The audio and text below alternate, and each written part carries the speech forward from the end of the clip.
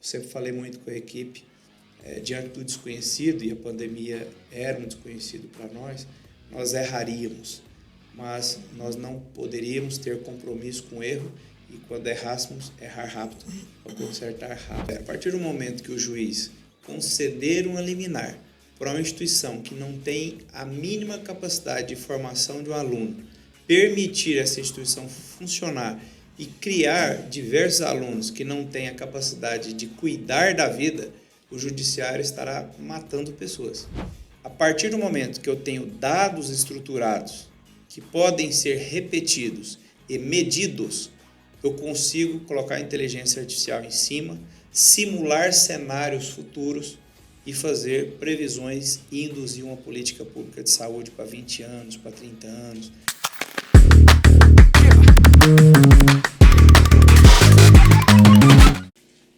Muito bom, gente. Hoje estamos aqui num momento especial nosso. A gente vai começar exatamente essa nossa nova série, a chamada Arca Talks, que vocês estão vendo aí, onde todos nós vamos ficar por dentro da saúde. E nada como começar a estar por dentro da saúde, como ter a oportunidade de bater papo com o nosso amigo aqui, que é uma figura, eu já estou com ele desde cedo, então já conversamos bastante. Então, eu vou pedir para o deputado Ismael, que vocês ainda não sabem quem é, que se apresente.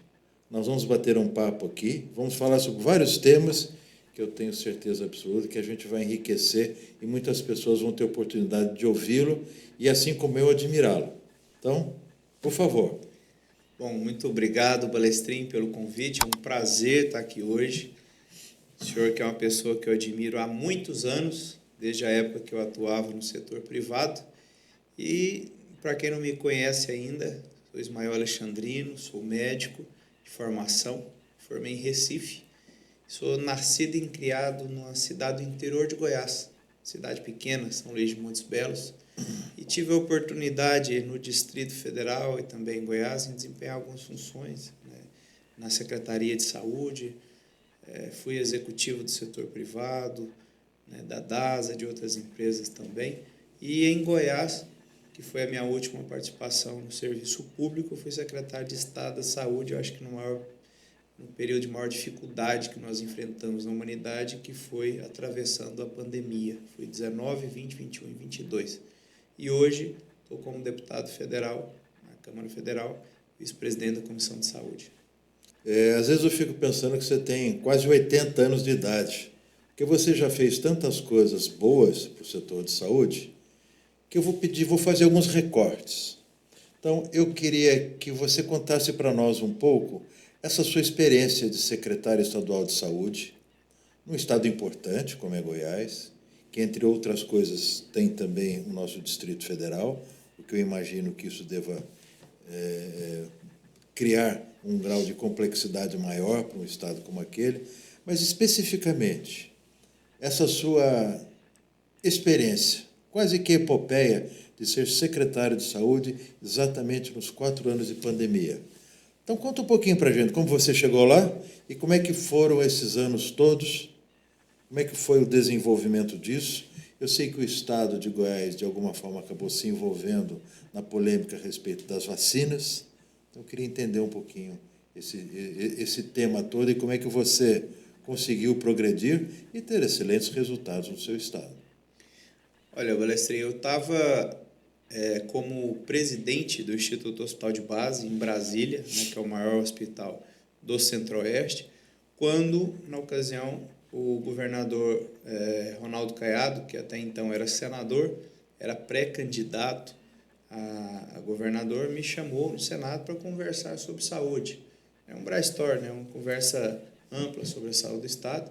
Conversamos, né, depois ele me chamou novamente, pediu que eu escrevesse o plano de governo na área da saúde, e o que eu identificava no estado de Goiás, como muitos estados, São Paulo não é assim, São Paulo já tem um interior bastante desenvolvido, mas a cidade de Goiânia, que é a capital, que concentrava os serviços de saúde. Era basicamente Goiânia e mais 1 ou 2 cidades da região metropolitana.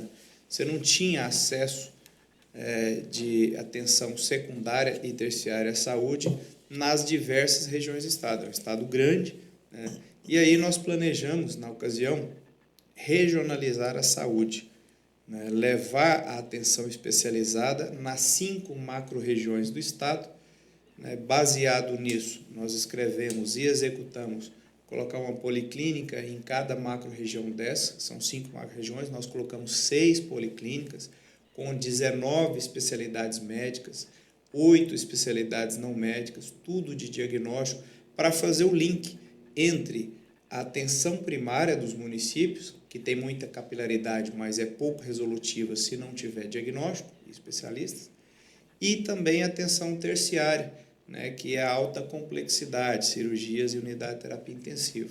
E também tivemos a oportunidade de colocar alguns hospitais a mais, entregar hospitais novos, estadualizar alguns outros. Não imaginávamos que teríamos uma pandemia no meio de tudo isso. Tivemos que inverter um pouco o plano, inicialmente no plano de governo. Os 2 primeiros anos seriam as policlínicas e os 2 últimos anos seriam os hospitais. Com a vinda da pandemia, nós tivemos que colocar os hospitais primeiro, para depois as policlínicas. E uma coisa que eu sempre me preocupei durante a gestão da pandemia foi deixar legado, ter lastro. O que nós investíssemos não fossem estruturas móveis e transitórias, que o que investíssemos ficasse como estrutura de saúde para o Estado no pós-pandemia. E assim fizemos. Abrimos, contando Estado e municípios, mais de 1.000 leitos de UTI, quase 3.000 leitos, né, de enfermaria como um todo, e 13 unidades de saúde a mais. E essas 13 continuam no Estado, estão todas abertas, né, e sempre procurando zelar pela vida sem banalizar, como o senhor disse, teve muita polêmica na época da pandemia em torno da vacina. Eu sempre fui muito intransigente em defesa da vida e em defesa da vacina, porque apesar de algumas pessoas individualmente não quererem, eu sempre deixei muito claro que a vacinação ela não é um aspecto simplesmente individual, a abordagem dela é populacional. Você só consegue ver o efeito da vacinação quando você olha uma população adstrita. Então, isso foi muito claro. Eu não entrei nessas polêmicas, né, entre governadores e presidente da República, até porque na época eu tinha um papel institucional importante na diretoria do CONAS, Conselho Nacional de Secretários, e fazia essa mediação entre os demais secretários, o Ministério e os governos, mas sempre deixando claro a preservação da vida e errar pouco. Eu sempre falei muito com a equipe, diante do desconhecido, e a pandemia era um desconhecido para nós erraríamos, mas nós não poderíamos ter compromisso com o erro, e quando errássemos, errar rápido, para consertar rápido também. E foi assim que a gente conduziu a pandemia. Muito bom, bem inteligente da sua parte, né? Muito arguto esta forma de ver e de resolver, né? Se tiver que errar, vamos errar rápido. E se tiver que resolver, vamos resolver mais rápido ainda. Boa essa, gostei. Olha, por falar em errar, nós, alguns anos atrás, vimos formando no nosso país um número que, teoricamente, é muito grande de médicos, né? Nós tivemos um aumento muito eletrizante de faculdades de medicina. Isso tudo começou lá por 2013, quando nós tivemos aquele programa Mais Médicos, que acertadamente se preocupava com a formação de médicos no nosso país e com a possibilidade de você interiorizar o profissional de saúde, principalmente o médico, porque realmente, naquele instante, era uma forma adequada de se fazer a saúde chegar. Mas, como tudo na vida, e você mesmo disse, nós temos alguns erros quando alguns projetos são feitos, e eu, pessoalmente, acho que um grande erro foi deixar o aumento desenfreado das faculdades de medicina, muitas delas, às vezes, isso é uma opinião pessoal minha, sem condições técnicas e institucionais de funcionar, mas dentro de um modelo comercial e dentro de um modelo empresarial muito próprio, né, para quem, de alguma forma, investisse em escolas. a ponto de que hoje nós sabemos que o número de faculdades de medicina privadas ele suplanta em quase 3 ou 4 vezes o número de faculdades públicas, o que não quer dizer nada, a não ser o fato de que nós talvez sejamos o segundo maior país do mundo em número de faculdades de medicina. Acima de nós, só a Índia. Pelo menos esses são os estudos que temos, e isso aparentemente mostra que nós não temos a capacidade de absorver todos esses profissionais que acabam continuando sendo formados, e principalmente, e você falou uma coisa muito importante aí na sua fala anterior, que é a capacidade de você dar atendimento especializado, e no caso dos médicos, o diagnóstico e o especializado são dados principalmente por profissionais que tenham feito residência médica, e hoje o número de vagas de residência médica é praticamente 50% do número de profissionais egressos das faculdades de medicina. Fiz esse prólogo grande aqui exatamente para te dizer que a semana passada nós tivemos no Senado a aprovação de uma PL, que é a PL 2294, que fala exatamente a respeito do exame de proficiência médica e todos os seus resultados e tudo aquilo que virá após disso. Eu queria ouvir, não o secretário, não o deputado, eu queria ouvir o médico, né? Ismael, falar para nós como é que ele vê essa situação. Olha, nós temos uma máxima na medicina que diz que o que faz diferença entre o remédio e o veneno é a dose.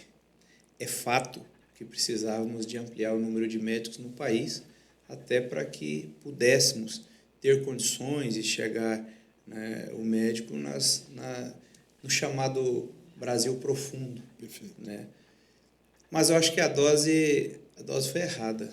O que era para ser um remédio virou um veneno.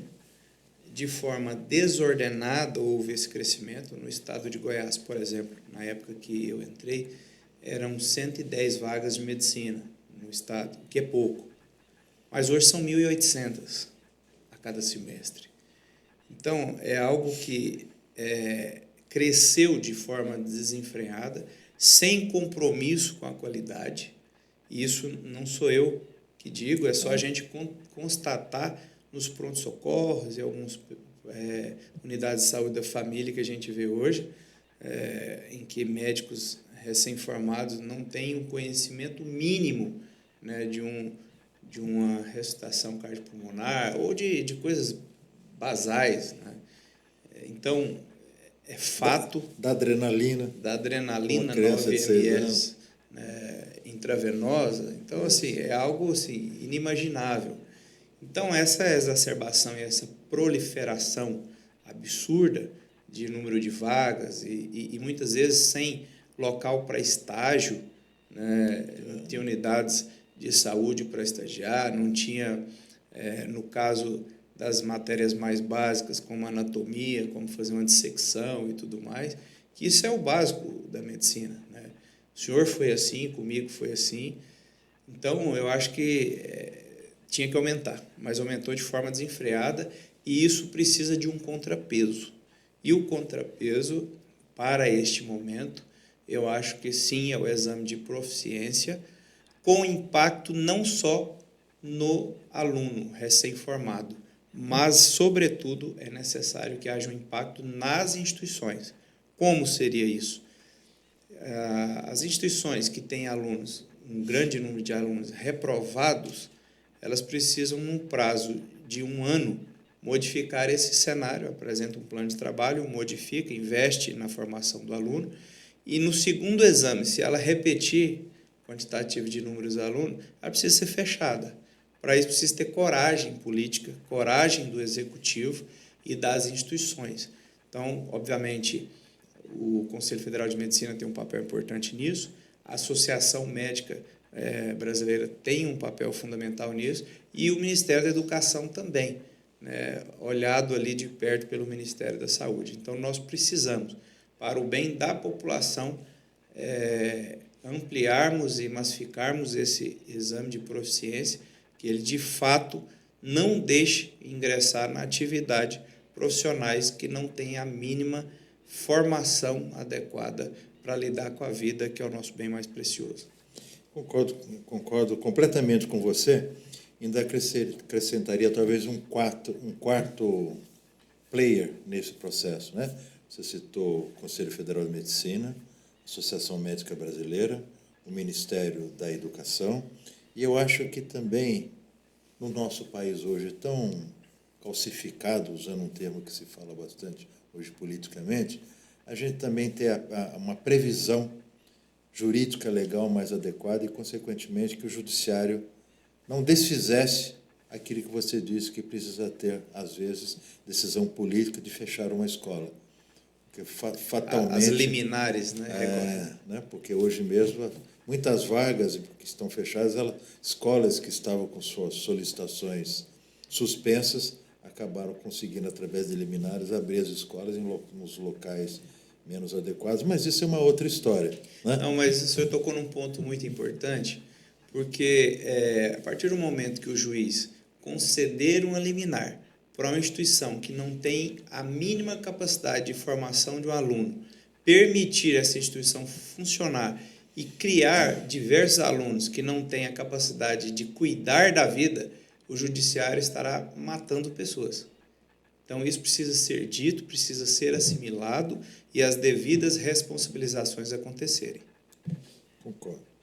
E, na realidade, eu te fiz essa pergunta inicial porque, há algum tempo atrás, você foi relator. Aliás, você adora ser relator, é um excelente relator, né? Eu também, se fosse um deputado, eu seria autor de algumas PLs, ia pedir que você fosse o relator, para o bem ou para o mal. Obrigado. Mas você, um dos temas que você discutiu e fez um relatório muito interessante, foi onde você, num determinado instante, que foi o PL 4934, de 1924, desculpa, 2024, não faz tantos anos assim, né? Que de alguma forma permitia a existência de consultórios médicos dentro de instituições de venda de medicamentos, as farmácias comerciais. Então, eu queria que você, aproveitando essa percepção, porque eu vejo que muitos médicos, às vezes, você acaba tendo que criar novos cargos e novas funções. E uma delas seria trabalhar, né, em consultórios dentro de farmácias, e, aparentemente, isso tem uma série de óbices, e eu queria ouvir um pouco das suas opiniões a respeito disso.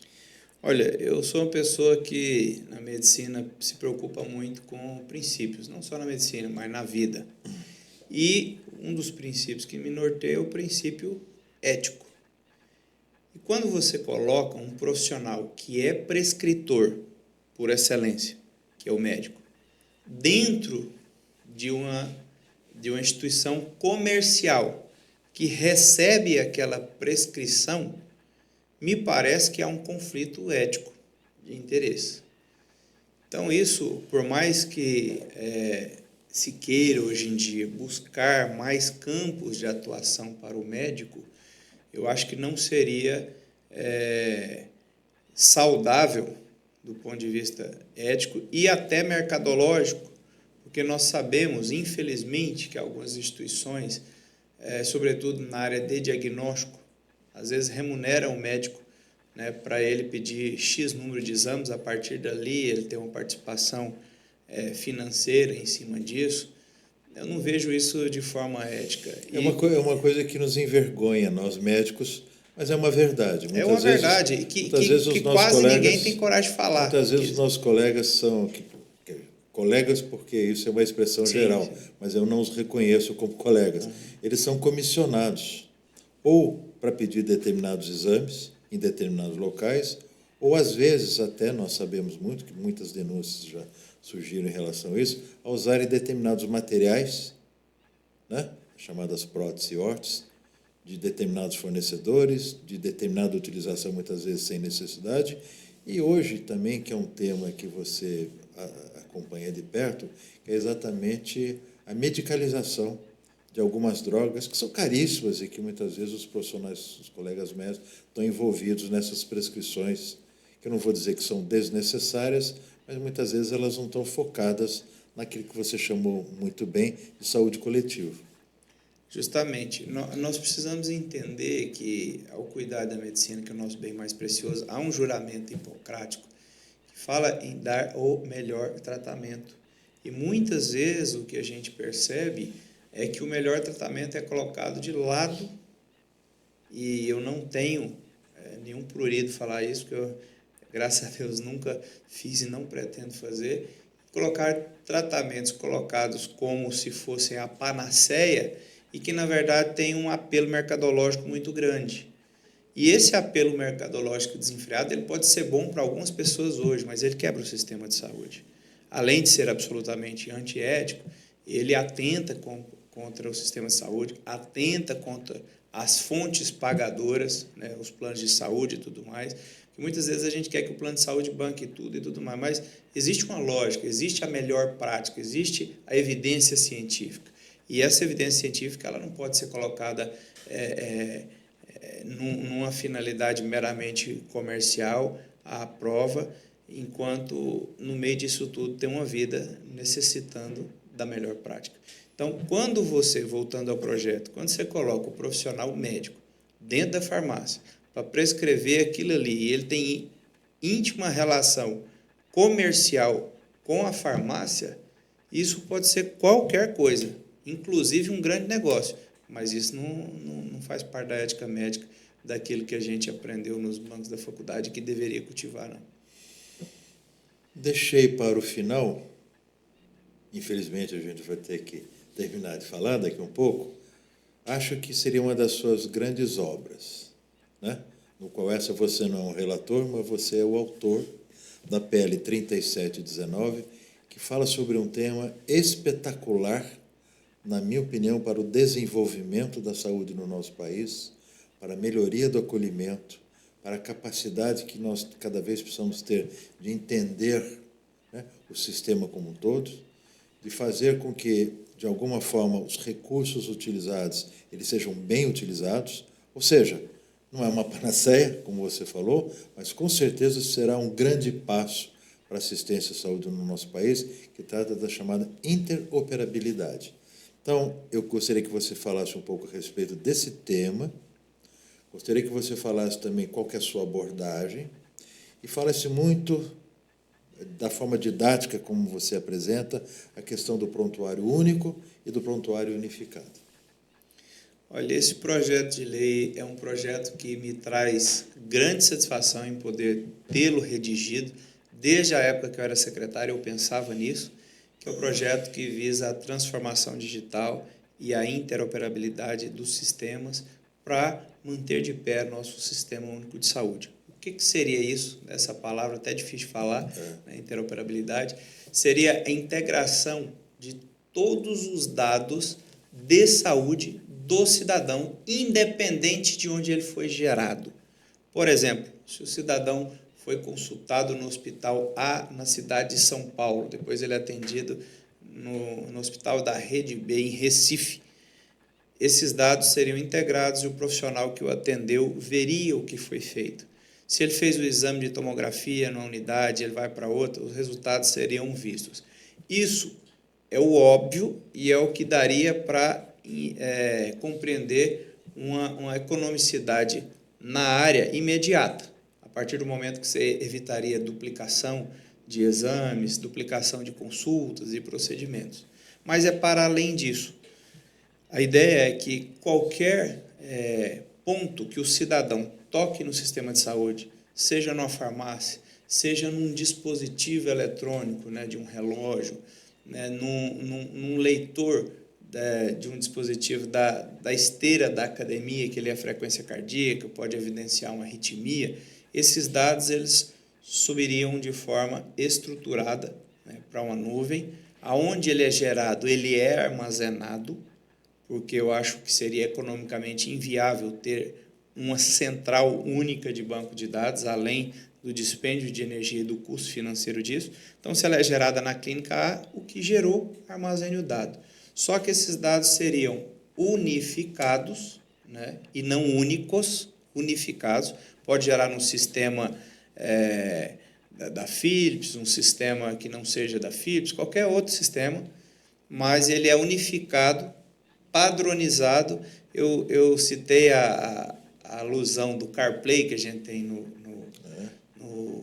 carro, né, que é gerado em qualquer celular e o CarPlay apenas traduz a leitura e a linguagem. Seria dessa forma, de forma que os envolvidos no setor de saúde, seja na gestão, seja na assistência, pode pegar esse dado estruturado e olhá-lo do jeito que quiser.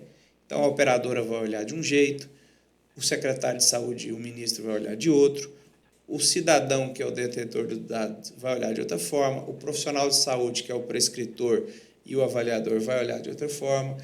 Isso é importante porque, a partir do momento que eu tenho dados estruturados que podem ser repetidos e medidos, eu consigo colocar a inteligência artificial em cima, simular cenários futuros e fazer previsões e induzir uma política pública de saúde para 20 anos, para 30 anos, para mudar a gestão de determinadas empresas e tudo mais. Então, eu acho que é um projeto que ele vem para agregar ao sistema de saúde, trazer economia para o sistema de saúde e, obviamente, essa economia vai servir para ampliar serviço, ampliar acesso resolutivo. E eu falo de prontuário unificado porque ele respeita as peculiaridades de cada um, mas ele integra num EPI, né, as bases de dados com dados estruturados. Então, eu acho que, se você quiser ter um prontuário único, somente um sistema, isso tem grande dificuldade de acontecer, para não dizer impossível. Agora, quando você respeita os diversos sistemas que já existem, nos diversos estados brasileiros, não interessa se o serviço é público, terceiro setor ou privado, tem inúmeros players, integra isso, né, pluga isso vira dado estruturado, aí sim, o senhor, como gestor de unidade privada, vai ter o olhar que o senhor quiser. O secretário de saúde municipal, estadual, o ministro de saúde, da mesma forma. E a gente vai ter capacidade de prever o futuro, utilizando machine learning, utilizando a inteligência artificial e também os que leem a inteligência artificial. E como é que está o projeto?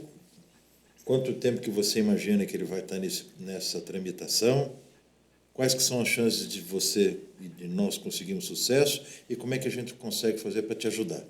Ou para nos ajudarmos? Olha, ele foi apresentado pela mesa, abriu o prazo de emendas, que foi exaurido, e agora ele segue para 2 comissões chamadas temáticas, a de Ciências e Tecnologia e a de Saúde. Eu imagino que na de Ciência e Tecnologia não deve ter tanta dificuldade em aprová-lo. A relatora global dele é a deputada Luísa Casiani, que entende muito dessa área de tecnologia, de inteligência artificial. Na sequência, ele também será tratado na comissão de mérito, que é a de saúde. Após essas 2 comissões de mérito, ele vai para a CCJ, que é a Comissão de Constituição e Justiça, mas que eu já utilizei os técnicos, né, legislativos para que ele chegue redondo na Comissão de Constituição e Justiça e não seja rejeitado. Uma vez aprovado nas comissões, segue para plenário da Câmara, porque ele nasceu na Câmara. Aprovado no plenário da Câmara, vai para o plenário do Senado, se mantiver o texto, segue para sanção. Se ele for modificado o texto, ele volta para o plenário da Câmara para ratificar o que foi alterado ou para derrubar o que foi alterado no Senado e aí sim seguir para a sanção. Então, eu acho que o ano de 2026 será determinante, sobretudo o primeiro semestre, para que esse projeto seja aprovado, logre êxito e, dentro em breve, seja uma realidade para ser mais uma ferramenta, né, de sustentabilidade econômico-financeira e de provimento de acesso de qualidade para a nossa população brasileira. A sua explicação é perfeita, né, e muito didática, porque você tem esta forma didática de apresentar, mas isso acabou me gerando a necessidade de te fazer uma pergunta. Uma vez que ele passe por todas essas fases, como você disse, de uma forma exitosa e ao final seja sancionado, quem é que vai ser o responsável pela aplicação desta lei? Olha, o grande start disso é o Executivo Federal, né? Ele é o que detém o botãozinho de ligar e desligar. Mas, como está previsto no projeto de lei, os participantes, os stakeholders todos, precisam compor o conselho, não interessa se é público, se é privado, sobretudo o privado, que representa 25% da oferta de serviço, mas praticamente a metade dos gastos em saúde no Brasil, dada a complexidade e a capilaridade que tem. Então, nenhum player ficará fora do que for decidido, mas a governança macro, por assim dizer, é do Ministério da Saúde, que é o grande responsável pela política pública e privada do Brasil na saúde. Muito bom. Olha, muito obrigado. Eu sei que a gente poderia aqui conversar muito mais temas, porque a sua efervescência para produzir boas ideias para o setor de saúde no nosso país é muito grande, e eu já de antemão te agradeço tanta disposição e disponibilidade para ajudar o setor. Quer falar algumas palavras finais para falar um tchau aí para o nosso pessoal? Eu queria agradecer o convite, mais uma vez, de estar aqui, parabenizar pela iniciativa da ARCA, né? Esse local de efervescência de boas ideias na área da saúde, e que essas boas ideias se transformem em políticas de saúde e as instituições tenham segurança jurídica, as instituições cumpram o seu papel social e tenha sustentabilidade econômica, financeira também, cada vez mais focando em bons profissionais. Então, mais uma vez, muito obrigado, Balestrin, e a todos que compõem essa instituição. Obrigado, amigo Ismael Ró. Boa sorte, conta com a gente. Muito obrigado.